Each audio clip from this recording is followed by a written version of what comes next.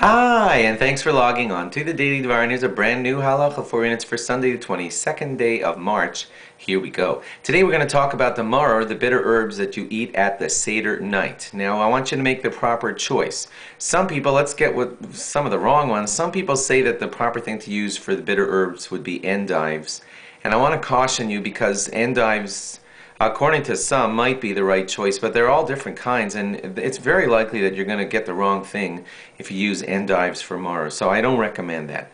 And if you do, you better speak to a really competent rabbi and check with him as to whether it's the right thing. Don't just decide, oh, whatever, anything that tastes bitter, that's good enough for me. Spinach tastes bitter to me, so that's good for... It doesn't work like that. It has to be something that the rabbis say is the bitter herb of the Seder. So if you're going to try endives, check with your rabbi first because there's a whole confusion about what's the real endive. Next best choice would be horseradish, and do not use horseradish out of the bottle. You know, the bottled stuff with vinegar and sugar and beet coloring, and can't use that. It must be straight horseradish if you're using that. Although I don't necessarily recommend horseradish either because it's really hard. You're supposed to eat at least one ground up, more than one ground up fluid ounce of horseradish, and that's hard to eat. And don't eat just bites of it because then you might not survive, so I don't recommend that either. What you could do is grind up the horseradish in advance, like a day before, on Erev Pesach, and then leave it on a plate. And then it won't taste so fiery. It doesn't have to taste fiery, it just has to taste bitter, and then that might be allowed too. Speak to your rabbi if you want to go with that route. The most recommended route is using romaine lettuce, although it's not crazy sharp, but it's bitter.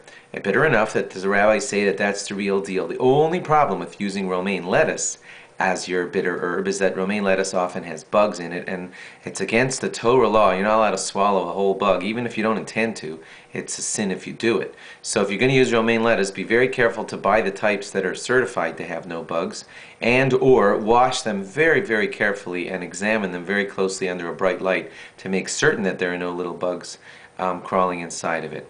And those are your three choices. If you're using romaine lettuce, you have to use enough romaine lettuce to cover pretty much like a piece of paper, a large piece of paper.